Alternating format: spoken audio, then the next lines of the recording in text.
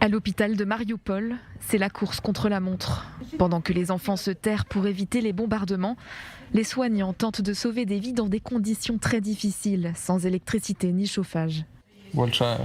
Je n'ai pas compris ce qui s'est passé. Il y a eu une explosion, mes yeux se sont assombris et ma vision s'est troublée. J'ai continué à ramper, réalisant que c'était une jambe, mais je ne comprenais pas si c'était la mienne. Puis je me suis retournée et j'ai vu ma jambe. Un collègue m'a posé un garrot, c'est effrayant. Dans la ville soumise à un blocus humanitaire, les habitants se pressent au supermarché alors que la fumée noire des explosions précédentes continue de se répandre. L'évacuation des civils prévue samedi a finalement été reportée en raison de multiples violations russes du cessez-le-feu, selon la mairie de Mariupol. Moscou, de son côté, a accusé les nationalistes ukrainiens d'empêcher les civils de partir. Conséquence, l'offensive russe a repris samedi après-midi. La chute de Mariupol constituerait un tournant. Elle permettrait la jonction entre les troupes en provenance de la Crimée annexée et celle du Donbass. Alors que les troupes russes se rapprochent de Kiev, civils et soldats ukrainiens résistent.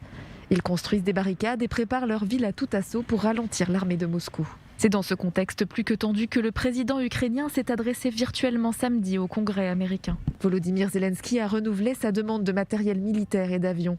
Certains sénateurs ont promis de débloquer 10 milliards de dollars d'aide pour l'Ukraine. Le président Zelensky et le peuple ukrainien sont tout simplement géniaux. Ils sont prêts à se battre pour leur liberté jusqu'à la mort s'il le faut. Il y a des avions disponibles dans certains pays de l'OTAN que les Ukrainiens savent piloter, mais apparemment, les États-Unis font partie du problème et non de la solution. Avec des avions et des drones, le président Zelensky a indiqué que l'Ukraine constituerait une force de combat plus efficace. Alors donnons-leur les avions et les drones dont ils ont besoin. Pendant ce temps, le chef de la diplomatie ukrainienne reste combatif et s'adresse aux mères des soldats russes.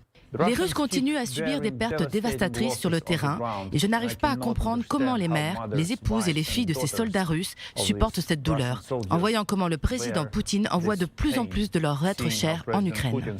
En Russie, la situation devient également difficile, notamment pour les journalistes basés sur place. De nombreux médias européens, dont la BBC, l'agence de presse américaine Bloomberg et l'agence espagnole EFE, ont suspendu le travail de tous leurs journalistes en Russie. Objectif, assurer leur sécurité après l'adoption d'une loi prévoyant des peines de prison en cas de diffusion d'informations mensongères sur l'armée.